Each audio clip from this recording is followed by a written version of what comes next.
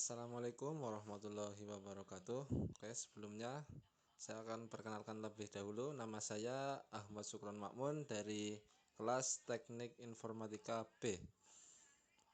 Selanjutnya saya akan memaparkan video tentang tahapan normalisasi database. Baiklah, tanpa membuang banyak waktu, saya akan menerangkan tentang tahapan normalisasi. Dan yang pertama yaitu bentuk tidak normal atau unnormalized. Bentuk tidak normal merupakan kumpulan data yang direkam tidak ada keharusan dengan mengikuti suatu format tertentu. Pada bentuk tidak normal terdapat repeating group atau pengulangan grup, sehingga pada kondisi ini data menjadi permasalahan dalam melakukan manipulasi data. Contohnya insert, update, dan delete atau bisa disebut anomali. Oke, langsung saja kita ke contoh bentuk tidak normal atau unnormalized.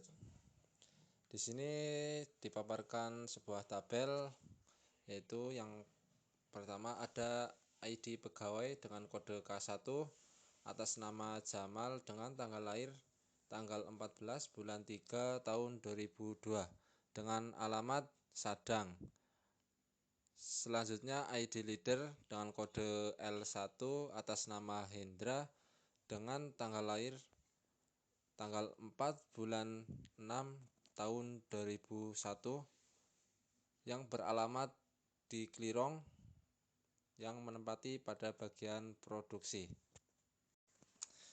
Selanjutnya kode ID pegawai K2 atas nama Andre dengan tanggal lahir 30 bulan 8 tahun 2001 yang beralamat di Puring.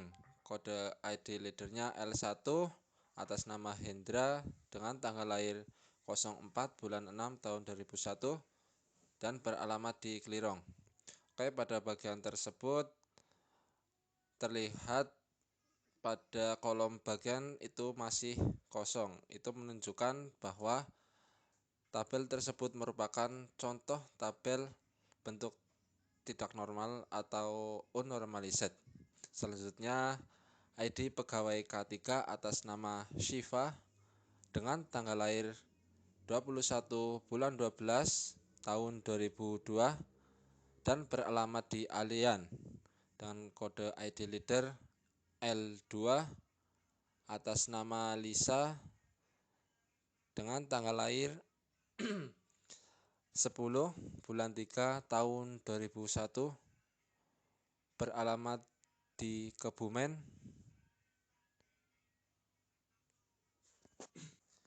Di bagian pemasaran. Selanjutnya kode ID pegawai K4 atas nama Laila dengan tanggal lahir 04 bulan 5 tahun 2002 yang beralamat di Alian dengan kode ID leader L2 atas nama Lisa dengan tanggal lahir 10 bulan 3 tahun 2001 dan beralamat di Kebumen. Di situ juga tampak terlihat pada kolom bagian itu masih kosong sama seperti kode ID K3. Itu menunjukkan bahwa tabel tersebut merupakan bentuk tabel tidak normal atau unnormalized.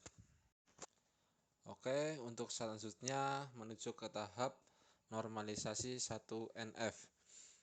Suatu tabel dikatakan 1NF jika dan hanya jika setiap atribut dari data tersebut hanya memiliki nilai tunggal dalam satu baris.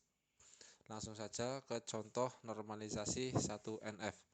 Di situ terlihat ID pegawai K1 atas nama Jamal dengan tanggal lahir 14 bulan 3 tahun 2002 yang beralamat di Sadang dengan kode ID leader L1 atas nama Hendra dengan tanggal lahir 04 bulan 6 tahun 2001 dengan alamat Klirong di bagian produksi.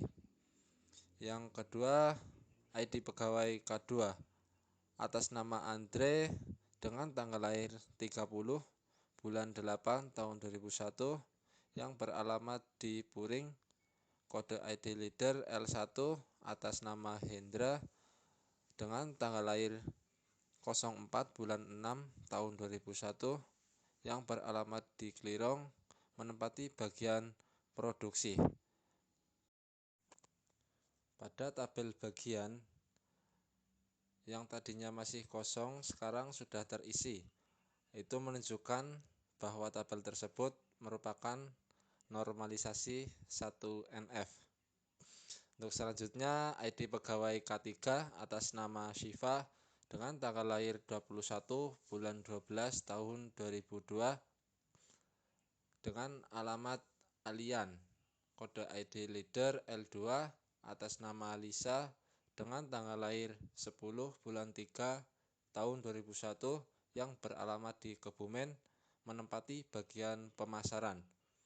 Selanjutnya, ID pegawai K4 atas nama Laila dengan tanggal lahir 04 bulan 5 tahun 2002 yang beralamat di Alian, kode ID leader L2 atas nama Lisa dengan tanggal lahir 10 bulan 3 tahun 2001 yang beralamat di Kebumen menempati bagian pemasaran. Pada tabel bagian K4 yang tadinya masih kosong itu juga sudah terisi. Sama seperti tabel K2, yaitu menunjukkan bahwa tabel tersebut itu merupakan normalisasi 1NF. Baik, untuk tahap selanjutnya kita menuju ke tahap normalisasi 2NF.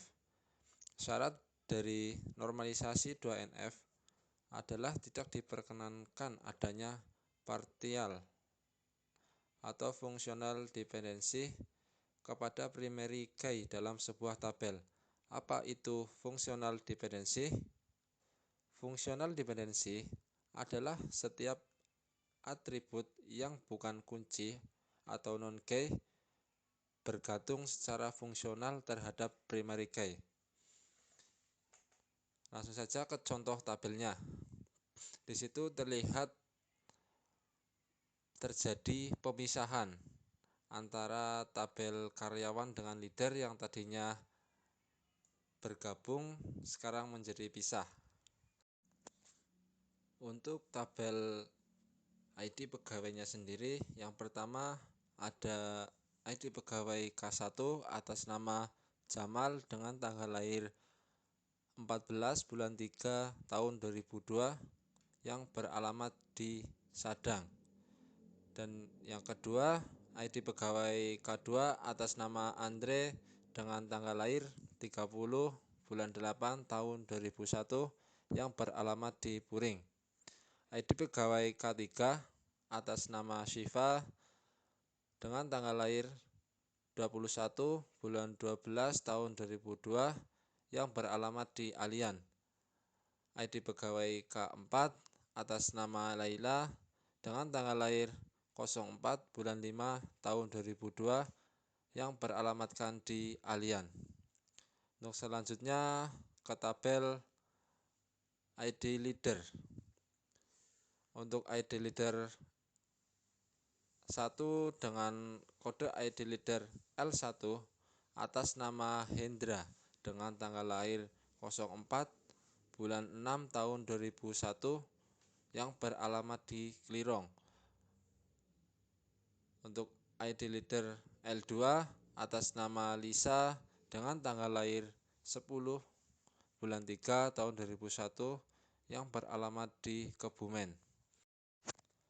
Untuk detailnya antara ID pegawai K1 dan ID leader L1 itu sama-sama menempati pada bagian produksi. Dan ID pegawai K2 dengan ID leader L1 juga sama-sama menempati posisi yang sama, yaitu pada bagian produksi.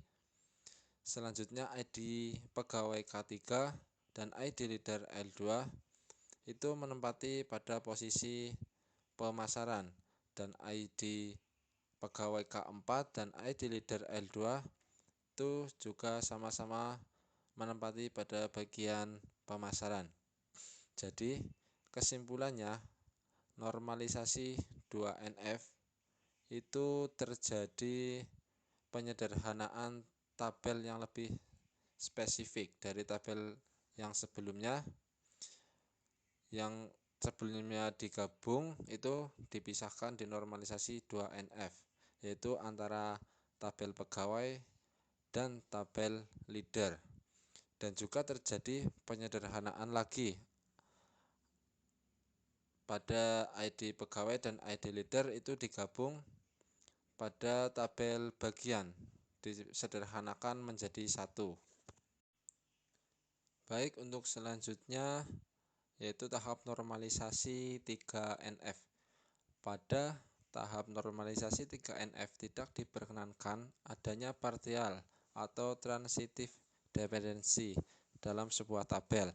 Apa itu transitive dependency? Transitive dependency biasanya terjadi pada tabel hasil relasi atau kondisi di mana terdapat 3 atribut. Sebagai contoh, A, B, dan C. Kondisinya adalah A relasi B dan B relasi C. Maka dikatakan sebagai transitive dependency terhadap A melalui B. Sebagai contoh, saya tampilkan contoh tabel normalisasi 3NF. Pada normalisasi 3NF itu terjadi penjabaran dari tabel yang sebelumnya itu detail dijabarkan, diperjelas menjadi ID pegawai itu dijelaskan sendiri dan ID leader dijelaskan sendiri, yaitu ID pegawai K1 yang menempati pada bagian produksi itu merupakan atas nama Jamal dengan tanggal lahir 14 bulan 3 tahun 2002 dengan alamat Sadang. Dan ID pegawai K2 yang menempati pada bagian produksi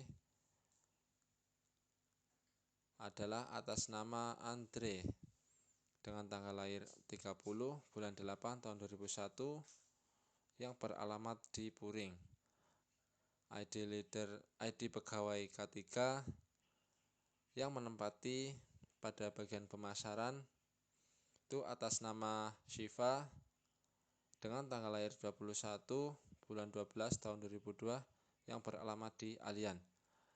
ID pegawai K4 yang menempati bagian pemasaran itu atas nama Laila dengan tanggal lahir 04 bulan 5 tahun 2002 yang beralamat di Alian. Dan untuk ID leader sendiri, kode ID leader L1 itu atas nama Hendra dengan tanggal lahir 04 bulan 6 tahun 2001 yang beralamat di Klirong. Dan kode ID leader L2 itu atas nama Lisa dengan tanggal lahir 10 bulan 3 tahun 2001 yang beralamat di Kebumen. Jadi kesimpulannya, normalisasi 3NF itu penjabaran dari detail normalisasi 2NF tadi yang sebelumnya saya tampilkan tadi. Jadi di sini terjadi pemisahan tabel antara ID pegawai sendiri dan ID leader itu sendiri. Mungkin cukup itu yang bisa saya sampaikan. Bila ada kesalahan atau tutur kata yang kurang berkenan, saya ucapkan mohon maaf yang sebesar-besarnya. Wabillahi taufiq wal hidayah. Wassalamualaikum warahmatullahi wabarakatuh.